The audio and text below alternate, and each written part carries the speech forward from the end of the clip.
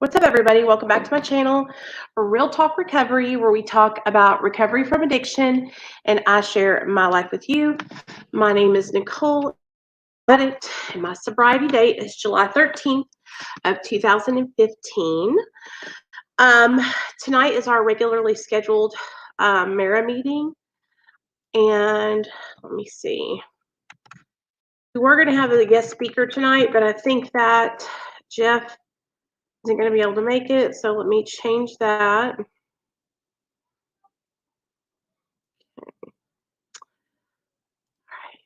Hey, Melissa. Okay, I'm going to get ready. I'm going to read about Mara, and then we will talk a little bit about all the good things in life. Oh, gosh. Sorry, guys. Hey, Dana. What's up, Mama G? Hey, y'all. Glad to see you guys in here today.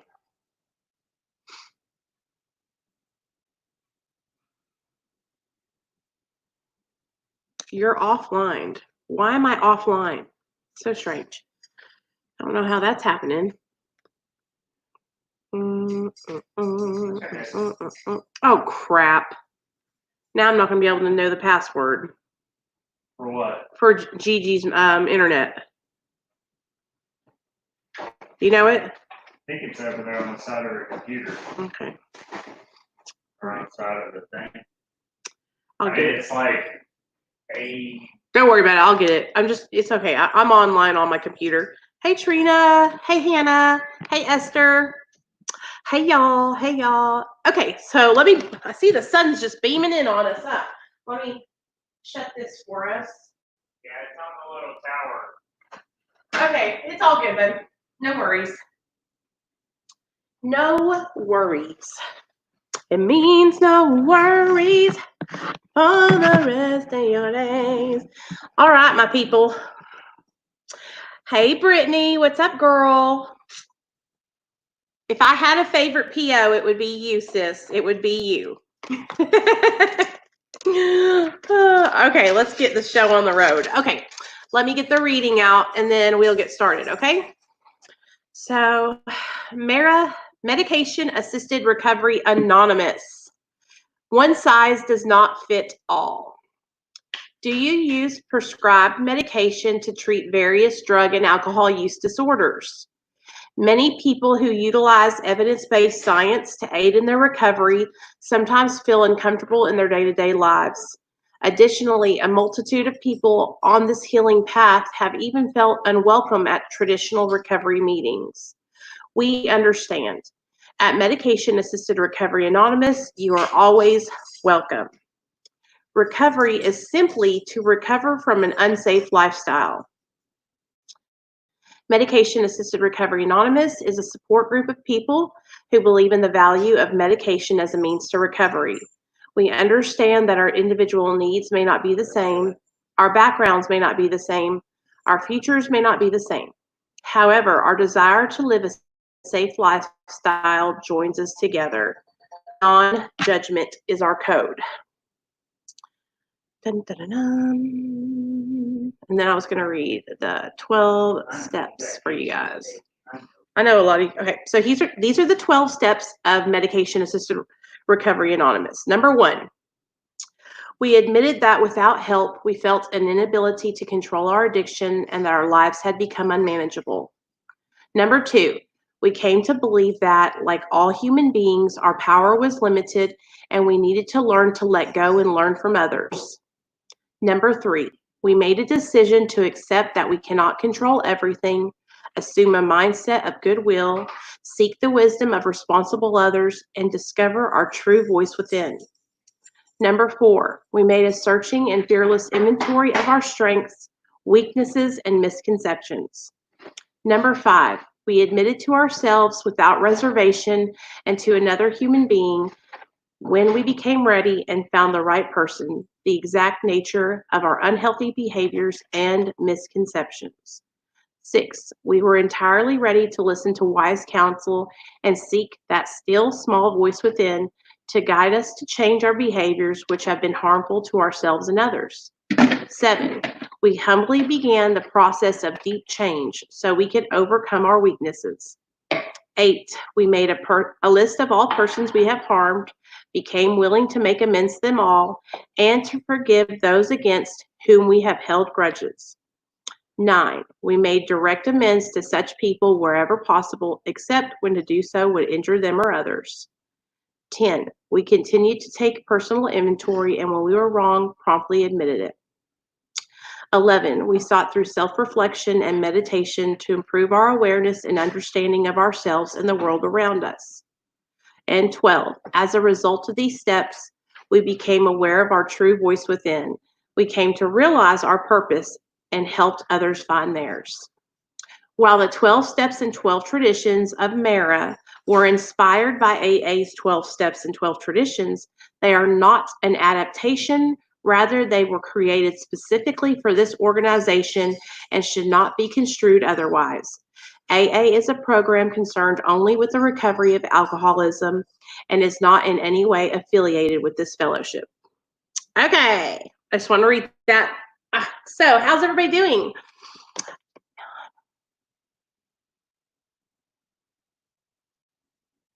Oh, yeah, it's very expensive. So, welcome everybody. I hope you guys are all having a great, great day today. I hope everybody's staying clean and sober.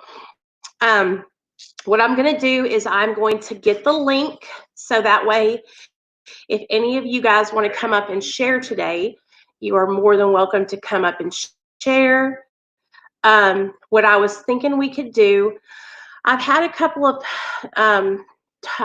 people reaching out talking about struggling lately with triggers, with depression, with anxiety, and just struggling overall. And so, what I was thinking we could talk about, and if you guys want to, we could talk about, how to cope with life on life's terms, how to cope with triggers, how to cope with, let's say you're in a relationship and you and your significant other drive each other insane and you're trying to stay sober at the same time. These are all things that I know I've been through with my husband. He drives me insane sometimes, y'all. And so I figured we could all talk about the different ways that we cope with these things that go on in our lives. Okay, so healthy ways to cope. Let me wipe. Sorry, I gotta wipe this off. It's driving me insane. That better? It just looks so fuzzy. All right, there we go. Just so y'all know, hey Liz, struggling here with COVID. I understand. I totally understand. I love you too, girl. You guys, it's hard times right now, and it's hard times, I think, just in general, because like being in the house, and then a lot of people, listen, not being able to go to work for me whenever I was not able to go to work, because now I've been able to return. But whenever I wasn't able to go, getting out and going to work was a time that I could get out and have time to myself. And I love my son. You guys know he's everything to me. But it is very difficult when I don't have any time away from him, So I know you other moms and dads can understand what I'm saying, because I'm sure you guys are going insane just like I am. But that's one of the things that it's like I've been extra agitated lately. And I was talking to my husband today and I was telling him, and this happens all the time, you guys. I was telling him, I don't even know. I was like, I don't want to go. I don't want to do a video tonight. I'm not going to do the meeting. I'm not going to do the meeting. I'm just going to take the night off. And he looked at me. He goes, okay, well then just have somebody else do the meeting. I was like, who else is going to do the meeting on my channel? You know what I mean? And I was like, I got to do it. I got to come up here and do it. And so, every time I say I don't want to, and then I come up here, I feel better already, that I came up here and that we're going to do it together. Sometimes I just struggled, and I have to push myself. That's a lot of times what it is I have to push myself past my comfort zone. And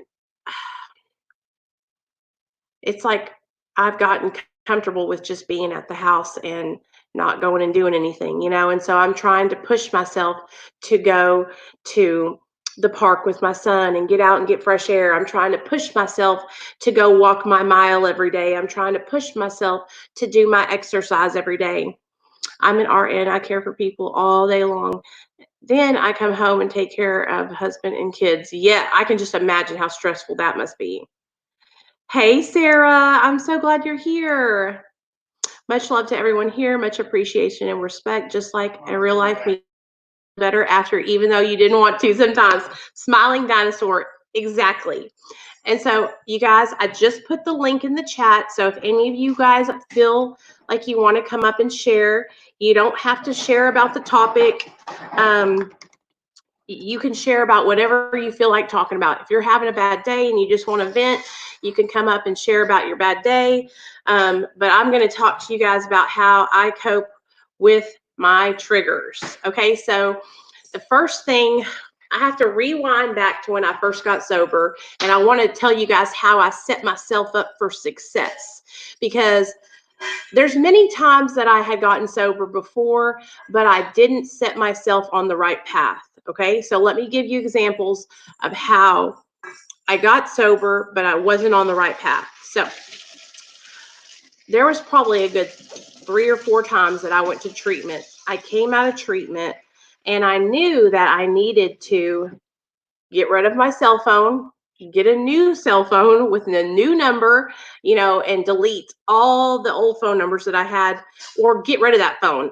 My best advice to anybody out there who is hanging on to old numbers from drug dealers or old friends that you used to use and drink with, the best thing to do is just to get rid of that phone and just overhaul it, trash it, hand it down to somebody else, give it to your mom or dad and trade phones with them.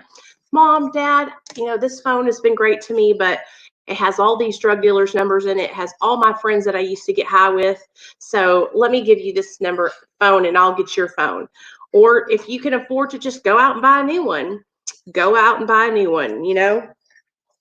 I would come out of treatment every time and I would have the same phone with the same people's numbers in it, the same friends. And here's the thing, like, it's not that I forget where the drug dealer lived. I mean, I remember where he lived, but having that number right there that I could just press it on speed dial, it was so much of a temptation for me. And so I would already be setting myself up for failure because I wouldn't have any plan of action.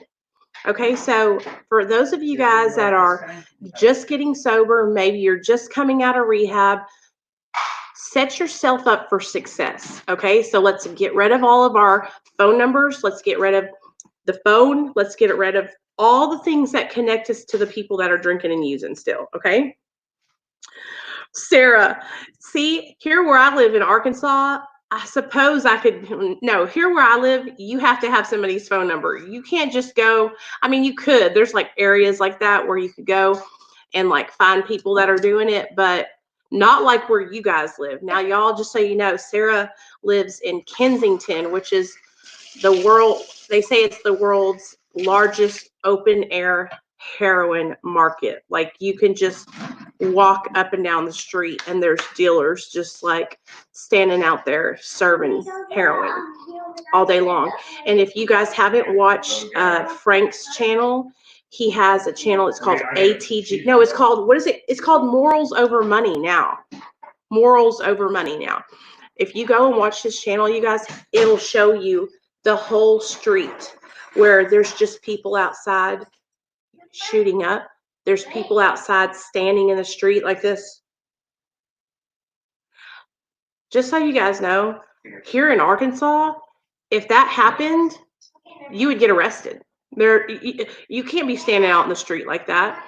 There's no way. Dallas has people chilling outside the gas station. Someone tried to sell me some grass that looked like literal grass. I've had that happen before too. I love Frank. I really like watching his videos because I don't realize how good I have it living where I live, because it's just like, for me, I'm always complaining about how it's too country and how it's too slow. but I'm grateful because it's safe. I mean, I don't have to worry about that kind of stuff. Even going downtown, you guys, like in the more kind of battered or worse neighborhoods, it's still nothing like Kensington. Nothing. Like I'm telling you, that would never happen. You cannot be in a nod standing in the middle of the road without getting arrested in Arkansas. But what was I saying? Okay, I was talking about triggers. Okay, so when you're coming out of treatment or you're trying to get sober, like it's kind of like doing a house cleaning. Okay, so if you're going to get sober, you got to clean your whole house. Okay, your house is your body, your temple, right? So not only are you going to get rid of the substances, the drugs and the alcohol that you are abusing, but you need to get rid of all the clutter that's laying around in your house that reminds you of those drugs and alcohol. The people that you used to hang out with, the places that you used to go, the things that you used to use, all that, people, places, and things change everything. You know, back when I first went to treatment for my first time, the counselor there was like, if nothing changes, nothing changes. And I was like, what does that mean? And what it means is if you keep your life the same way when you come out of treatment and you haven't done an overhaul, then you're just going to go back to the same neighborhood, the same people, the same behaviors, the same job. So you have to do a total house cleaning, right? Clean that damn house out. Esther, hey, Kaylee, I texted, just so you know, I texted Dr. B. And so here's the thing though. Once we do the overhauling and we clean out our house, right, we have a new fresh start. But we also have to have support. We can't, here's the thing, you guys. If you can do your sobriety and get sober without support, my hat is off to you. But in my experience, I have had to have support. I've had to have people that I can talk to. No, Liz, I totally understand what you're saying. And that, you know what? We have so many moms in this group, you guys, that we all can like relate to each other. You know what I mean? I think that really helps us all a lot. And I know there's a lot of guys in here that watch that are quiet that also have kids, you know? And it's okay if you're quiet, Candy. We understand, girl. We know you're going through it. Hey, Cindy. There's Cindy Briggs. Cindy Briggs has entered the chat. So people, places, and things, you guys. People, places, and things. So let's keep on talking about our foundation and cleaning out our house. So once you get out of that, it's like breaking a habit, okay? The idea of sobriety is just absolutely terrifying. I need to transition from fentanyl power to Suboxone, but I'm scared. Hey, Justin, welcome to the family. Don't be afraid, man. Don't be afraid. Do you have a doctor that's ready to work with you and help you transition? Or are you doing it at home by yourself?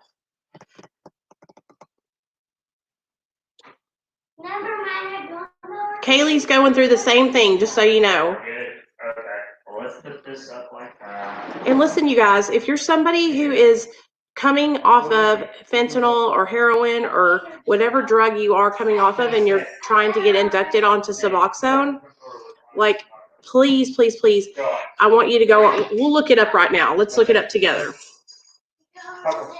Hold on, let me get it. I always want to tell you guys that I recommend getting with a physician, okay? But if you are not with a physician,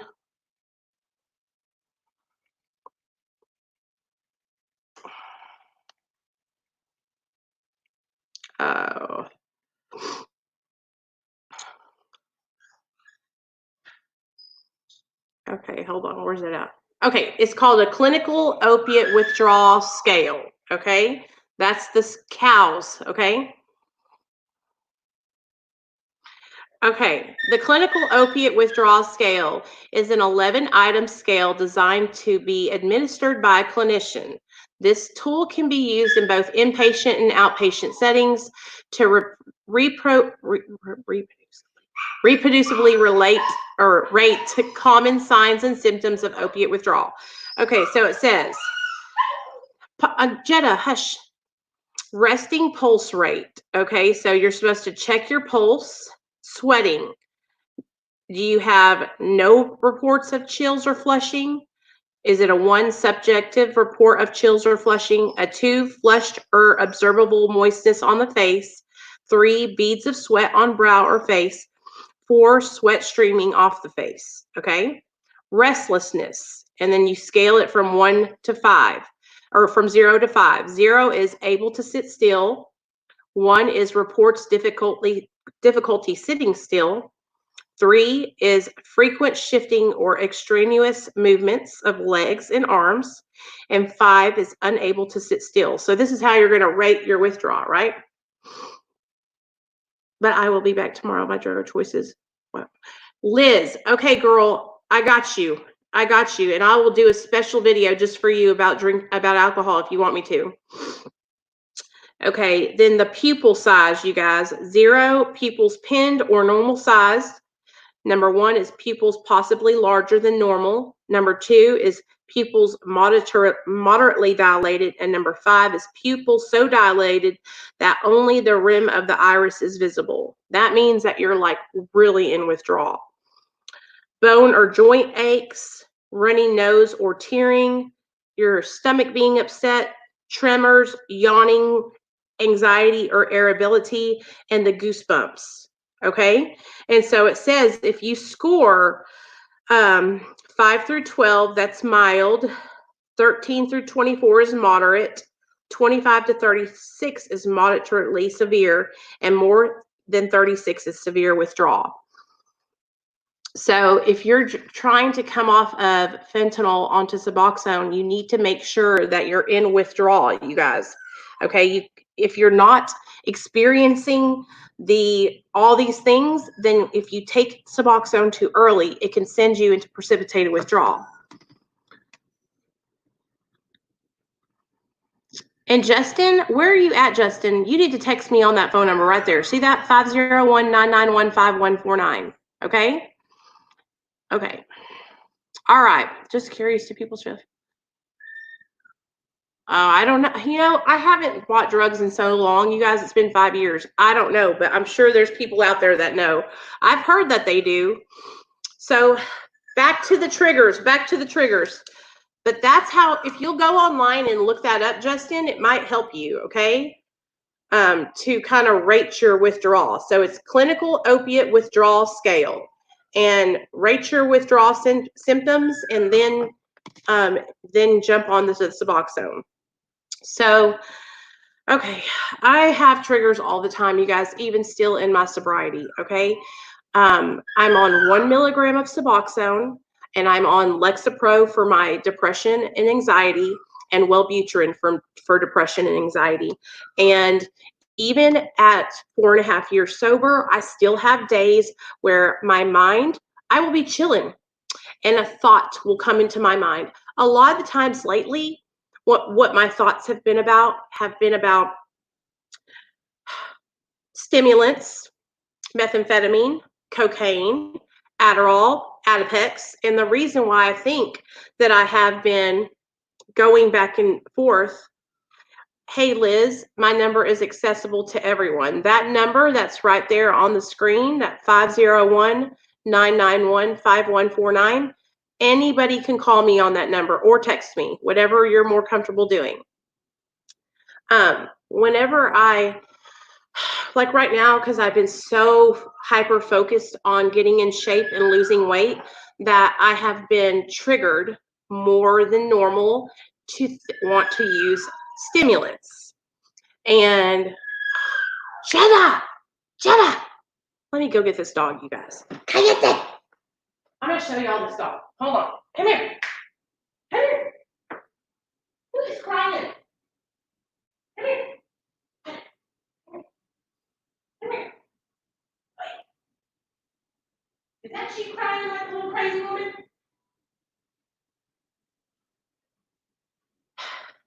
You want to say hi to everybody? Is that why you're crying? Go ahead. Say hi to everybody. Okay? Do you feel better now? You okay now? Okay. No licky lick. Say hi. Okay. Okay. Now you better. Go play. You wanna go say? Come on. Come on, guys. Let's go say. No? Okay. Hush. Okay. Sorry about that, guys. That is, my dog is crying because my husband left. And she's crying looking out the front door, you guys. Sorry about that. Okay. I'm sorry to say, but the switch to subs may be unpleasant, but it's doable. It gets more bearable the more hours you keep with it, Kaylee. It does, smiling dinosaur. Exactly. Okay, so Kaylee has a different experience. Kaylee is trying to go from kratom to Suboxone, but she was on fentanyl before that. So I'm pretty sure. How long have you been off of fentanyl? Is it just kratom that's in your system now, Kaylee? Yeah, I have serious triggers with that. I can't even hear people talk about it. My whole body goes numb and I feel the taste almost. Oh, yes. Merc, hi dog. That barely will touch what you're used to probably, Kaylee. Hey, Albert, how are you doing, hun? Hope you're doing good. Hey, Jay, what's up, hun? So, okay, back to the triggers. Sorry, I'm getting distracted, you guys. I know y'all are all here to talk about triggers, so let me get focused. So, one of the things that I've been struggling with the most recently is the triggers, the want to use stimulants. And it's like my mind is almost playing a trick on me. It's telling me, and this is at 4.5 years sober. I haven't touched a drug or a drink in 4.5 years. So I want y'all to hear this. My mind almost will go into this state where it's like, well, you know, it's not that bad, Nicole. I mean, it's only for a little bit and it will help you. It's like, that's what it tells my, and I'll start rationalizing. And if I sit with that thought for too long without telling somebody about it or without just basically what I have to do is rebuke these thoughts out of my mind. And I'm serious, you guys, and y'all know I'm not super religious, but I have to almost call on my higher power to help, just to ask him, please take this thought from me. Or I have to call one of my friends and talk about it. Or I just need to change what will happen is I'll be so focused in on the results that I could get from using stimulants to lose weight, right? I will think, okay, I can lose weight, I can get high, I'll have energy, I can go out and take care of this, that, and the third. I'll be able to do my job. I'll be able to turn, all these things. I'll be able to be super mom, right? That's what my mind is telling me, right? And so I have to just say, please take these thoughts for me. Take these thoughts. And then I have to get grounded and I have to call my mom or my best friend or my sister or text somebody that's in recovery and say, do you know what my mind just told me? My mind just told me that it wouldn't be a bad idea to go smoke some meth or shoot a shot, If I smoke or snort or shoot meth or eat it, anything, if it's any kind of stimulant, y'all want to know what's going to happen? This is what's going to happen. If I do any kind of stimulants, I'm going to stay up, okay? And I will stay up for 1 day, and then I'll stay up for 2 days, and then I'll stay up for 3 days, 4 days, and then all of a sudden I start going crazy. I start seeing people that aren't there. I start thinking that my husband is sleeping with another woman in the same bed with us. I swear to God, I've accused him of being with another woman while he was laying in the bed with me. That's how crazy and irrational that I get when I'm on stimulants. But for some reason, my brain still remembers that stimulants produce no appetite. And no appetite equals skinny. And I have a very unhealthy relationship with food. That's why I've been trying to work out on my channel and stay in shape and do these things with you guys. But just so you guys know, it gets discouraging because when you're trying to put yourself out there and you're trying to do the right thing and you're trying to get in shape, people will take that and they will make fun of you. People clown me for working out and for showing that on a video, you know? It helps so much to know and hear other stories from people who have been there, people that haven't want to understand, but no way they can fully. Trina, I know what you're saying. I know exactly what you're saying. Liz says, I'm a good mom today until I got my wine bottle. And Liz, you are listen to me. We're all good mothers. We're all good mothers and good husbands and good dads and good sisters and good brothers. But when we put drugs and alcohol into our bodies, it doesn't respond right? We're not like a normal person. See, there's normal people out there, you guys, who are not addicts or alcoholics, okay? And they can drink or they can take a pill, or they can go out to a party and do something one time, and it doesn't affect them like it affects us, you know? And that's the thing. Coming to terms with the fact that we are addicts and alcoholics can sometimes be the hardest part of getting better, okay? Because the first step to getting sober and living a healthy, clean, safe life is admitting that we have the problem, right? And so if I can't even admit that I have a problem, then I can't go any further. If I can't admit that I have a problem and accept that I cannot touch a drink or a drug ever again, then what's going to happen? I'm going to keep going back. I'm going to keep going back and dipping my toe in, right? I'm in the shallow end. I'm just going to put my toe in the water. It's not going to be that bad. And we put our toe in, and then the next thing we fall underneath and we're on the 12-foot deep side. That's what happens. There's an analogy that they used in the Big Book of Alcoholics Anonymous. They say it's like putting your hand on a hot stove and expecting not to get burned. That is how elusive drugs and alcohol are to an addict, that we will go back and put our hand on that hot stove, knowing that our whole hand is going to be blistered and bloody. But that's how strong the feelings produced by drugs and alcohol are, that a person that is addicted is willing to risk that feeling of getting burned for that feeling of relief produced by drugs and alcohol. New visitor. You get what I'm saying? That's what it is. It's the feeling of relief that we receive when we take drugs and alcohol into our body. So now how are we going to get relief without getting high anymore? What are we going to do to change that and not use drugs and alcohol to get relief? Now we have to find a new outlet to get that same feeling that we were getting when we were getting high, right? Let me just tell you something.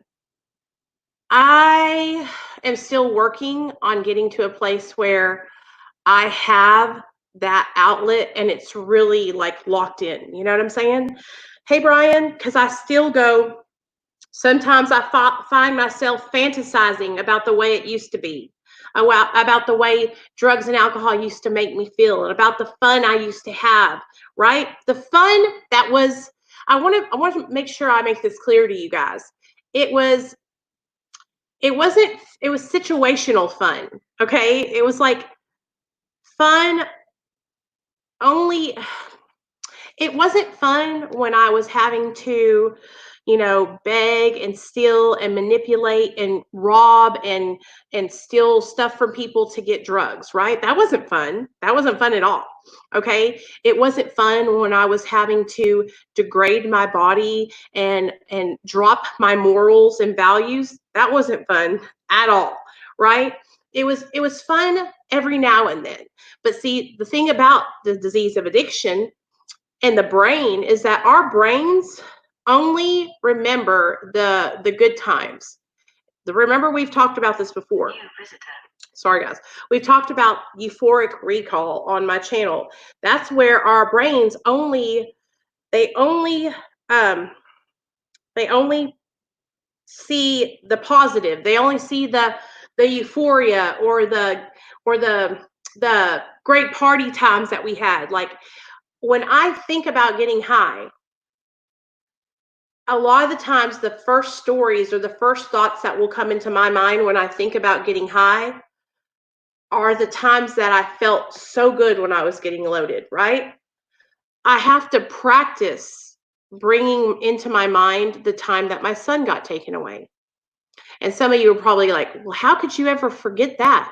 I'm not saying that I ever forget it, okay? But what I'm saying is that sometimes those thoughts of the euphoria and the relief and the parties and the way I felt when I was young, because I don't know if y'all have noticed yet, but I'm not no young spring chicken anymore. I'm going to be 40 years old soon.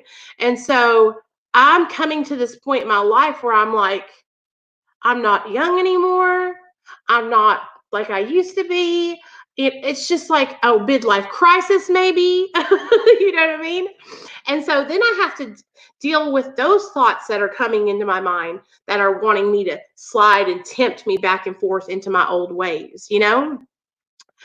But the one thing that's consistent for me, and I know that you moms and dads will be able to relate.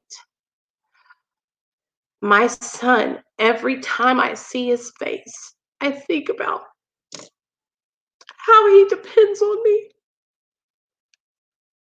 and how I have to keep going. I can't give up because my son needs me. And it doesn't matter how old or young your kids are, our kids are always going to need us. And so I want to be a good, positive example for my son. I don't want my son to remember me all fucked up and incoherent and tweaked out. You know, I want my son to see me and say, that's my mom. I love my mom. I'm proud of my mom. My mom takes care of me, you know? And you guys might not realize it, but our children are so smart. They know exactly what's going on. They see it when we're not ourselves. They sense it when we are not ourselves. Okay? They know. And so stop fooling yourself. Stop telling yourself that they're too young to understand or they don't know what's going on because you're just such a good elusive hider. Please don't lie to yourself anymore because your children know exactly what you're doing and they're seeing it. Just like my son was a little boy whenever I was getting high, but you guys, I'm telling you, he knew because when I went to get my son back, trying to connect with him, it was so difficult because I was a different person. I wasn't spun out anymore. I wasn't high anymore. And so my little boy didn't know who I was, you know, and that was hard for me at the beginning. I cried and I cried and I cried, and he was afraid to come to me because I was crying all the time and I had so much anxiety. But our kids they just know it. They know, you know, they know us. But one thing is for certain, you know, I don't think any person wakes up and says, you know what? I'm going to be a drug addict and I'm going to put my family in danger and I'm going to put my children in danger and I'm just going to have so much fun doing it. I don't think that anybody has that intention ever.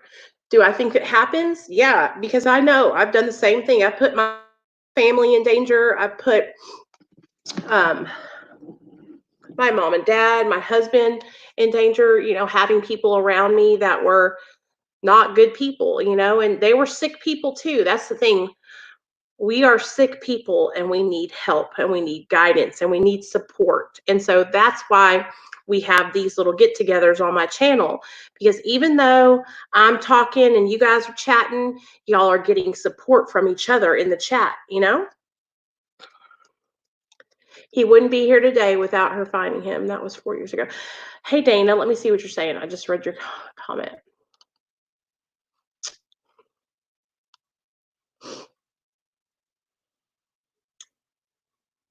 What is chasteberry extract? That's I've never heard of that. I'll have to look into that.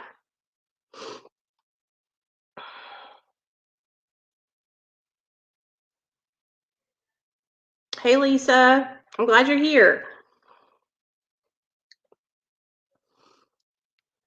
I'm telling you guys, listen to me. I have triggers I have thoughts of using still to this day.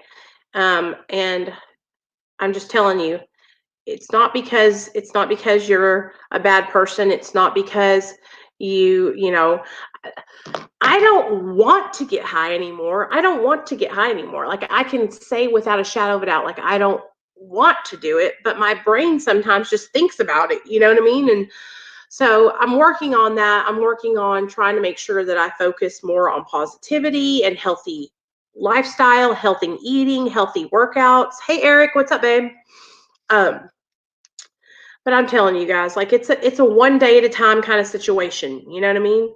Like, I'm not perfect. I don't think anybody's perfect. I think we all struggle, right?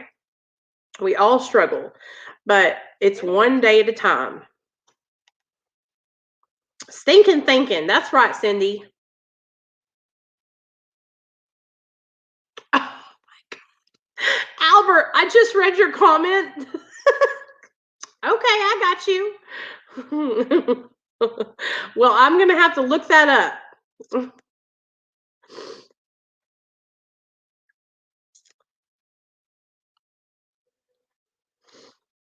If any of you guys want to come up and share, you're more than welcome to. Let me see. Chastleberry. Okay, I got it. I'm looking it up right now, Albert. It says, also called Vitex, Shasta tree, Shasta berry, Abram's balm, lilac, or monk's pepper is a native of the Mediterranean region. It is one of the few temperate zone species of Vitex, which is on the whole a genus of tropical and subtropical flowering plants. What is it used for? Let's see. This plant was believed to promote chastity.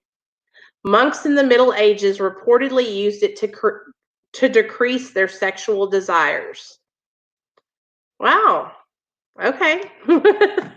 Because I think I will never be able to not have cash be a trigger. Oh, smiling dinosaur. You know what? That's a good topic that you just brought up, cash being a trigger. So I listen to this. What an amazing thing that's happened to me. Cash used to be a trigger for me, smiling dinosaur, because I worked a job where I waited tables and I bartended. So I would make a lot of money at one time, and then I would make all that money, and then I would go out and buy drugs with it, right? I can tell you guys this. The longer that I have learned to take my money and deposit it in a checking or a savings account, the better I've gotten. And now my husband, on the other hand, he isn't as good at with the money as I am. So what I do is I take it out of checking and I put some in savings, so that way we'll have a little nest egg. But I can totally relate to having money as a trigger. And if it is a trigger, get yourself a debit card and have the money go on your debit card or your bank account. So that way you're not just carrying around $100 bills in your pocket at all times. You know what I mean? Also, listen to this. Fridays used to be a trigger for me because I would get paid on Fridays, Thursdays and Fridays. And every Thursday I would front my whole check to my drug dealer so I could get a bunch of pills. Now, it doesn't, I mean, honestly, you guys, honestly, it wouldn't matter what day it was anymore, but back in the day on Thursdays and Fridays when I knew I was going to get paid, I would be like ready because that was going to start my weekend, Oh, that's crazy, huh? See, his family blame me for my hubby using. Well, that was perfect example. I lived in Arkansas, him in Memphis. I had no idea, and he OD'd. Sad thing, they still tried to blame me. I'm so sorry, Dana. Nobody is at. Listen to me. Nobody is to blame for anybody else using. Okay, that's really important. I think anybody that's listening, nobody can make anyone else use drugs. Okay. Nobody else, no, I'm not responsible for anybody else's behavior but my own. Okay. I have to take responsibility today. I could go around and I could blame every boyfriend I ever dated for my drug addictions. Okay. Because a lot of the guys that I dated were the people that introduced me to the drugs I got hooked on. But I was the one who chose to try them. Okay. That's why, like, I think it's so important to talk about the consequences of our actions. And that's what I'm trying to teach my little boy about now, early in life, is that what you do comes with consequences. Make sure that you're making good choices, you know? Um, how old am I? I am 38. 38, and I went to high school at Lake Hamilton. Lake Hamilton. I lived in Hot Springs, Arkansas. I just want to compliment you. Lost, you can tell around your eyes and face. Hope I'm not forward. Nothing to do with this. Good for you. Hey, Eric, thanks, babe. I'm glad you noticed. I've been really trying to do good. I have to tell y'all, I relapsed. I relapsed Wednesday night and I had Taco Bell. And Thursday morning, I felt horrible. And so I'm back on my healthy eating. But I'm telling you, it's so easy to like not plan your meals and then just eat to be eating. And so my husband came home at like 10 o'clock that night. He had Doritos Locos tacos. And so y'all know what I did. I had 3 Doritos Locos tacos.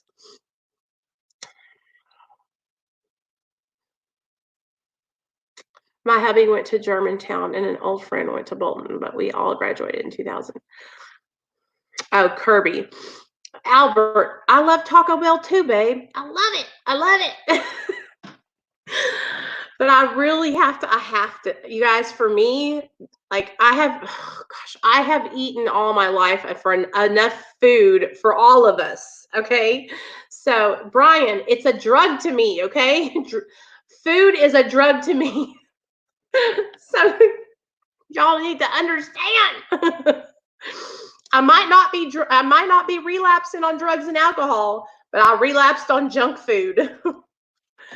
So it's serious though. Like, listen to me, you guys. Like, it's just the same. It's really that serious. Like, I don't want to live the rest of my life at, like, if y'all don't watch out, I'm going to be on my 600-pound life. And then y'all are going to be like, I know that girl. That's Nicole from Real Talk Recovery. She said she was going to be on my 600-pound life. Okay, Dana. I was like, I guess I'll tell y'all where I went to high school. I love you guys. I'm glad you guys are talking. I'm glad all you guys are talking and getting support from each other. I'm happy to have all you guys here for real. It's just one day at a time, right, you guys? One day at a time. If you're staying sober off of drugs and alcohol and you're staying away from people, places, and things, just take it one day at a time. You know what I think happens a lot of the time is that we get discouraged and we try to take it all like a week at a time, and that can be overwhelming. Okay, stop overwhelming yourself. All you have to do is stay sober for right now. Okay, an hour from now, call me an hour from now. If you can stay sober for 1 hour, call me the next hour. Oh, you stayed sober for another hour, call me the next hour. Like, don't let that whole this is forever drag you down and make you crazy. Okay. My neurologist was sad to hear that I still feel guilty for using when my kids were growing up. And now youngest has grown up and used meth not long ago. Nancy, it's okay. Listen to me. I understand that guilt that you feel because I still feel guilty about the things I did when my son was a baby and in my belly. But that guilt and shame is not going to serve you. It's not going to help you to be a better person. It's only going to make you sicker. So I pray that you can let go of that because it's only going to hold you back from healing.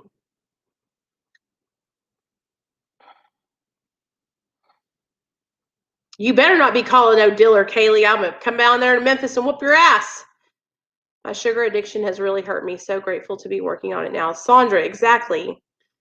I'm late, guys. Where's Jeff? Kristen, Jeff, let me tell y'all what. I'm about to call him right now so y'all can know what happened. Yes, don't call your dealer, Kaylee. You can do this. You just got to hang in there for a couple of hours, okay? Let's just get you let's get you away from your latest dose of kratom for a couple of hours, okay? And then you'll be all right.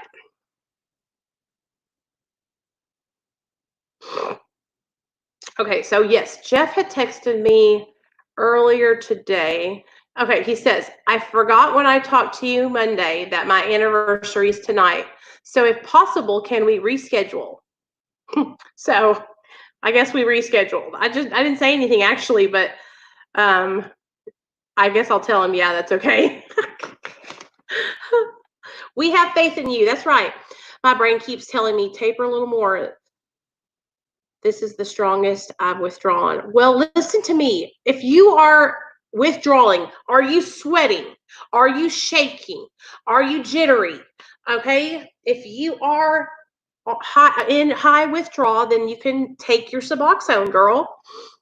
And listen, this is what I always say. You guys take a little bit at a time. Start out with like 2 milligrams, okay? And slowly induct yourself on. If 2 milligrams doesn't make you feel better, wait 20 minutes, take another 2 milligrams, okay? Then if that doesn't work, take another 2. I just from the people that I have helped induct onto Suboxone, I know I'm not a medical professional. Please, y'all, I'm not a medical professional. I'm just telling you guys from the experience I've had with others that when they were in full-fledged withdrawal, they took 2 milligrams, waited, and then took 2 more milligrams until it was enough and they felt good. And I've never had anybody have any problems, but that's just from being on here. You know, it's okay, Jeff. We forgive you. That's right, Kristen. We forgive him. So, and I even went online, Kaylee, and I looked up all kinds of different papers that have been written about Suboxone induction, and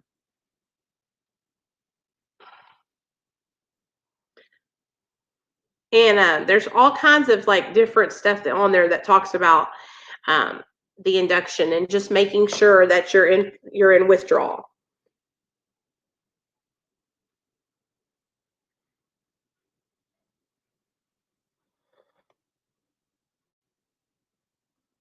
You know what Neil and Nate went to go do? They went to go get Frosties, y'all. But I'm not going to have a Frosty. I'm going to resist the Frosties.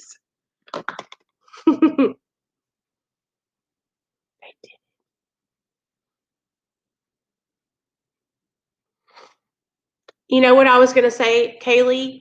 If you're having thoughts of using, I would go ahead and I would take the 2 milligrams of Suboxone, because being on Suboxone is not good. Then at least you'll have that in there to help you, and you won't be wanting to go get high. However you feel comfortable, but you can message me on Facebook. My name is Dana Ray on there. That's right. Good job, Dana. Hey, Kristen. Kristen works in the medical field. Kristen, can we ask you a question? If a person is using kratom, do they have to wait a full 24 hours before inducting onto Suboxone?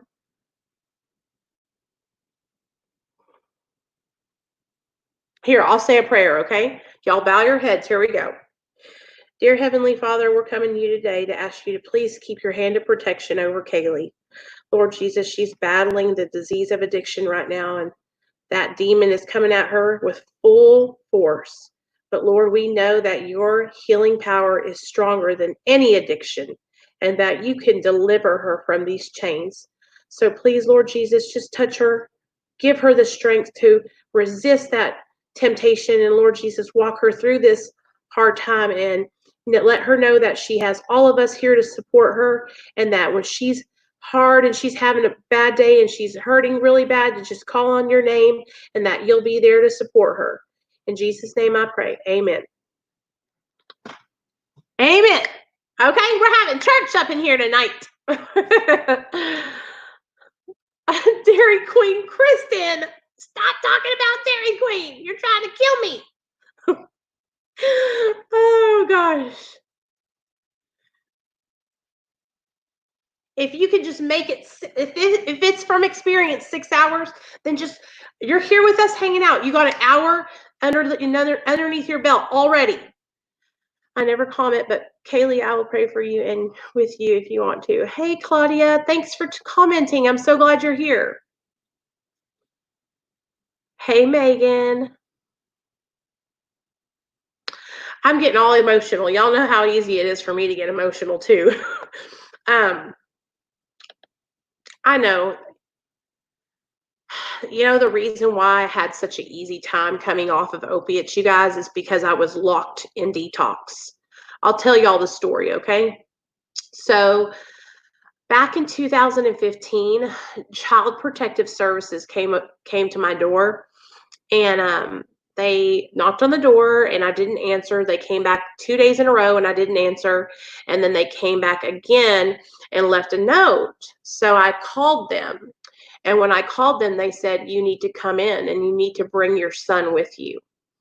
And so I brought my son. Hey, Brian, that's what I thought too, just so you know, but I don't have personal experience, with it. They said, you need to bring your son with you. And so I brought my son and I took a drug screen and I failed. Long story short, they ended up taking my son away. And the day that they took my son, I had the CPS worker take me and drop me off at detox. And I was in detox, you guys, and I was sick as a dog. But the detox that I went to, like, they had really awesome counselors there, and they would be like, they would sit with you. Like, if you started getting fidgety or you were going to try and run out the front door, they would sit with you and be like, no, that's not worth it. That you don't want to run out the door and risk your son and losing your son for the rest of your life. And so it was like I would be in there and I would want to leave because I was so sick and I was feeling like shit, right? But then I would go up there and the counselors would sit down with me and talk. And so, those people there were so kind and they were such good people. And the thing about it was, two of the girls that were working there I had known from a previous treatment center that I had went to. And so I was able to, like, they knew me from when I was in my addiction before I ever had my son. And so it was like, it really, really helped me. So sometimes you just need people to be there to cheer you on and to tell you, you know what, it's not worth it. You don't want to go back to that life. And here's the thing, Kaylee, I know that you have kids. And so if you call your dealer, you're risking your life. What if one of your kids finds you dead on the ground in your house? You know?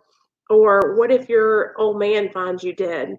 Or you are a beautiful, beautiful, beautiful girl. You're smart. You have everything going for you. Those drugs, they want to take your life from you. And that relief is temporary. And then you're going to wake up and you'll be miserable if you even get to wake up, I'm kind of shy. Don't do well talking on the phone until I know you, but I will do whatever because I need help too. See, and you guys listen to me. That's why we have these groups here. You guys are not alone. And I really want you guys to understand something. I understand what you're going through, and I don't ever want y'all to feel like I'm being insensitive. I just don't want you to die. Okay? I don't want, it's like, I don't want you to die. I don't want you to die. Oh, it's okay, Mama. Kaylee's giving her number out so that way people can reach out to her and they can help each other. It's okay. It's hard, you know what I'm saying? It's hard because that addiction just calls you. You know what I mean? Especially when you're coming off of opiates, it just keeps calling and calling and calling. And so we're going to get through this together, Kaylee. You're going to be okay. We're going to get you on your dose of Suboxone, and you're going to get leveled out, and everything is going to be okay. Okay. And just so you guys know, let me see what Jeff said. He says it's his 5-year anniversary. My bad. So I think him and his wife have been married for 5 years. So we're going to let him slide today. We're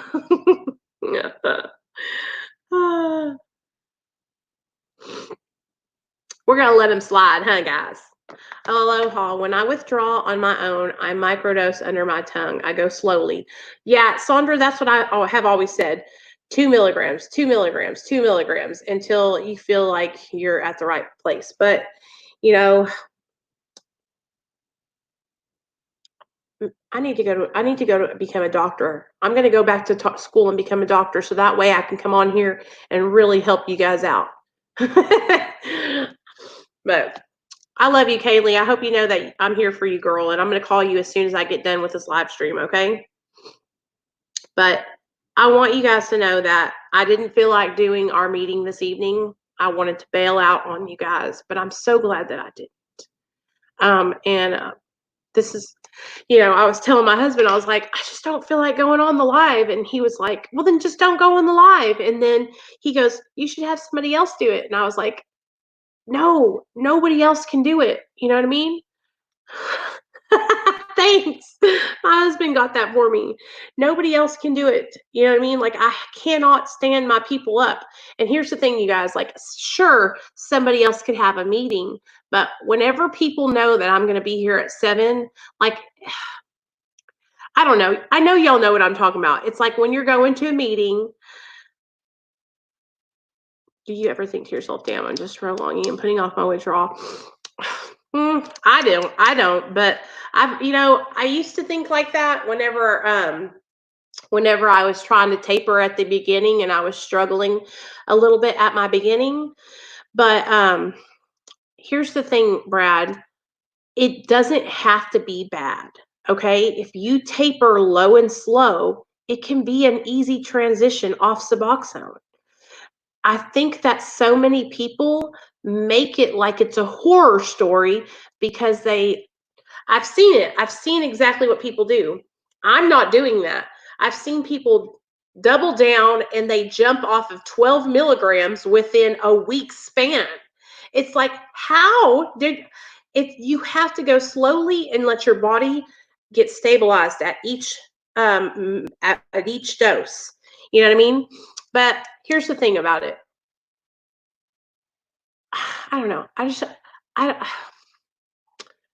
don't know. I just don't think about it like that. You know what I mean? I think about Suboxone in such a positive way, you guys. Like, it really helped me to be able to get my life back. It's helped me to have a stable life. It's helped me to not fiend out for drugs all the time. It's helped me to, get myself back on track. Right. And when we think negatively like that, here's the thing, you guys. There's no right or wrong way to recover. There's no time span that you have to get off of your maintenance medication. Okay? Stop listening to what everybody else tells you. Okay? Please listen to me, all right? I battled with this for so long because I was listening to what all these other people were saying. Other people that had been brainwashed to believe that there's only one pathway to recovery. They're completely brainwashed, okay? They don't think there's any other way to recover except for this one way. All right? And I used to be that person. If you go back and you watch my earlier videos, you'll see how brainwashed I was, okay? Even though I was on Suboxone, I was still brainwashed to think that the only way to recover was if I was if I was in this abstinence 12-step fellowship. And now I just don't even buy into that anymore. I don't know anybody in my personal life that is not on any kind of medication. I mean, I'm going to be on medication for the rest of my life for my mental health. And so, and I'm happy. Like, I'm not over here nodding out. I'm not over here like hurting or harming myself. You know what I mean? Um, I had to get away from that stereotypical, the only way to recover is if you are abstinent and you go to AA every day and you have to work the 12 steps. It's like, that's because that's the only way you've been taught. That's not the only way. There's so much more to life than that. You know what I mean? Um, Please know that, you guys. And listen to me, I'm not downing on anybody that does the 12 steps. I loved working the 12 steps, but it's that whole close-minded, one-way street of thinking that I just don't get down with. I just don't support that. I don't support judging people who are on maintenance medication. Um, I don't support that whole like I'm superior because I'm in this group kind of thinking. It's like I just don't like that. I want to help people no matter what situation they're in. And so for me, I had to get to a point where I just got tired of hearing the same thing over and over again. And if I'm doing the direct opposite of everything that they say. And so obviously, I want to get on subs maybe, but I can't tell if that's just my inner addict wanting to be on something or if that's really the best route. Brad, I don't know what's best for you. And here's the thing, okay? What I had to do was I had to set up and I had to look at the risks of me being sober and having a relapse or me getting on Suboxone. Okay. And the pros of me getting on Suboxone outweighed the cons. Okay. The risk of me relapsing and losing my life or my son was enough for me to reach out and get on Suboxone. For those of you guys that are unaware, I was sober for 30 days from opiates before I got on Suboxone. So it's not that I just got straight off of opiates onto Suboxone. I was sober for 30 days and I got on Suboxone because I was like Brad. I was having urges. I wanted to get high. And the risk was greater. The risk of losing my son, the risk of losing my life, the risk of not being able to pull it together. And I wasn't willing to risk that. Yeah, same, Brian. I'm the same way. When things started to change for me was when I finally got truthful with my doctor and asked for help. And you know what? Here's the thing. If you've tried everything, Brad, and what else are you doing? Are you doing any type of like therapy or anything like that? I haven't used for 10 months, but the only true reason for that is I moved from Baltimore to Mississippi. So you don't know anybody, huh? I thought you had to test positive for opiates to be able to get on Suboxone. No, you don't have to test positive for opiates. Here where I live, if you are an opiate addict, like I was, here's the reason why it was so easy for me to get on Suboxone. Because the treatment center that I was in, the doctor who writes my Suboxone script was the doctor at the treatment center. So he already knew that I was a poly addict. He knew that I was risking losing my son if I went out and relapsed. And so when I made the appointment with him, we sat down and we talked, and he said, this is what you have to lose. Now I want you to look at your past and I want you to tell me, what have you done in your past? And I said, well, I relapsed every single time. And he said, okay, what happens if you relapse now? And I said, I will lose my son. He's in foster care. And he was like, okay, well, what do you think you need to do? And I was like, I think I need to get on Suboxone. And I got on Suboxone and I haven't looked back. And I haven't had any bad experiences. I haven't had nothing bad. I have nothing bad to say, you guys, about Suboxone. It saved my life. It saved my life. If I relapsed, I would have lost my son. And so I haven't relapsed, and it's been almost 5 years. And so I have nothing bad to say about it. And that whole mindset that, you're torturing yourself. So you've been 10 months sober, but you're miserable, right, Brad? 10 months sober, but you're miserable. I go to AA. I live in an AA household. My mom and dad, and they're crack addicts and alcoholics. They don't understand maintenance treatment. But they also don't understand opiate addiction, Brad. And you got to understand something. Crack addicts and alcoholics aren't the same thing as being on oxy or heroin or fentanyl. And so it's different. You know what I mean? It's a different situation. If they don't understand it, it's not for them to understand. It's for you to understand. It's really just up to you. I don't want to tell you what to do, but I would really hate to hear that you relapsed, because you were trying to white knuckle it. All right. There's help out there available. And if you need the extra support, don't be ashamed. Because that's exactly what I did. I was in a whole crew of people who were straight AA, and A. And I was the only one on Suboxone.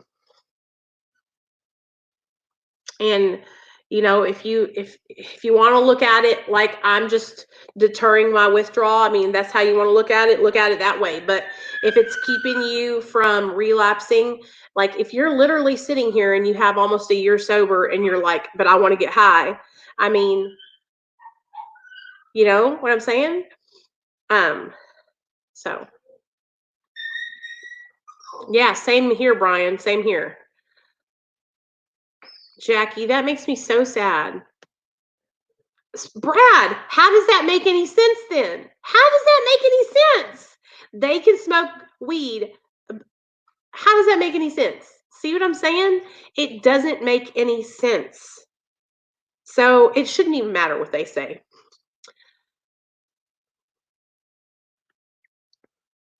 It doesn't matter. A substance is a substance, okay? So if they're getting their relief and they're smoking the ganja, then you know what I'm saying? Jetta, hush. That's what I'm talking about, though. That is what I'm talking about. Like that whole, it's just like, what? Brad, I don't want to, I'm worried for you. Fuck them. I'm fine with the life I live. I'm healthy and sing the, and fuck them. Fuck them. Burke says, fuck them. Yes, Brad, that's why you got to get out of that whole, listen, you guys, that whole 12-step delusion mindset, no disrespect to the 12 steps, you guys, but there's multiple ways to recover. Okay. If being on maintenance medication helps you to be healthy and joyous and free and, have a good quality of life, then who is to judge you? And you guys got to understand something. The creator of AA, Bill Wilson, was tripping balls. He was miserable sober. He was a sex addict. He smoked cigarettes. He was doing sedatives. Like, no, anyway, you do what you got to do. I'm not going to sit here and go back and forth. I just want you guys to know that there is not one way to recover, okay? And the only reason why you're battling with this in your mind is because you've only been taught one way. That's all they teach all across the world in rehab is abstinence-based recovery. Okay, that's all they teach. So that's all you've been subjective to. So that's all you know. Medication is an amazing thing. And if it's used as a tool in your recovery, then so be it. The only reason why you guys are battling with your minds is because the only thing you've been taught is the one way. It's like when you're a kid and you're raised up in one religion, and then you get to be 18 and you're like, oh wow, I don't want to be Catholic anymore. I want to be a Pentecostal, or I want to be non-denominational, or I want to be a Scientologist. Okay, it's like you haven't known any other way, so that's why you're stuck in that one mindset. But now you're learning new ways and seeing different things that are happening. There's other ways to recover, baby. You ain't got to be miserable. You ain't got to be struggling at 10 months sober. You know what I'm saying? I don't hate that. I don't want you to be struggling, you know? They were like, yeah, I think he, knowing damn well everything that happened in AA history, but don't know that one fact. Exactly, Brad. Exactly. Exactly. So I digress. I went on a tangent. Sorry to all my people out there. I went on a tangent. But I just want you guys to know that I was very, very rigid in my beliefs. And I was a one way or the highway kind of girl. I was like, abstinence is the only way, even though I was on Suboxone. Okay. And the reason why, and I finally realized it, is because that was the only way I had been taught. I had no other experiences to compare it to.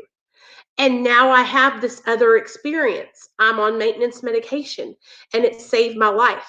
And now I can compare it to all the experiences I had trying to be in an abstinence 12-step program.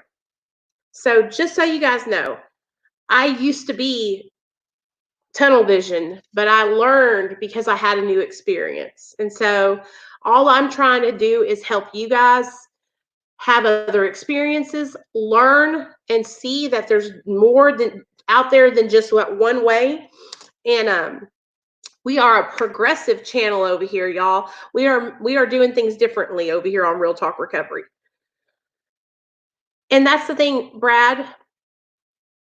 That's what I'm talking about with 12-step fellowships is the gray area. Oh, well, being on a benzo or being on benzos or opiates if you're an alcoholic is okay because drugs weren't your problem. What? You understand what I'm saying? So it's like if we're going to go the AA route, then we're all okay because we were drug addicts. You know what I'm saying? So anyway, I know what you mean. Well, the thing about buprenorphine is when you get on it, it ceilings in your system. And so once you get on it and you have taken it for a little bit, about a week, you're not going to feel anything. So, I mean, I think you would just have to try to see. But anyways, I'm out of here, you guys. I'm going on a whole tangent now. I'm going to make a video all about this one subject and I'm going to pre-record it so that way I can focus on my thoughts. But I hope you guys enjoyed our little meeting this evening. I hope you guys have a wonderful night tonight. If you need me, text me on the Real Talk Recovery phone line right there. And I'll see you guys tomorrow night at 7. Okay? All right. Love you guys. Be good. Be good, you guys. Hey, Laura. Be good, everybody. Be good. Kaylee, I'm going to call you, okay, girl? Love you, Lisa. Love you, Jackie. Love you, Sarah, Dana, Brad. All my people out there.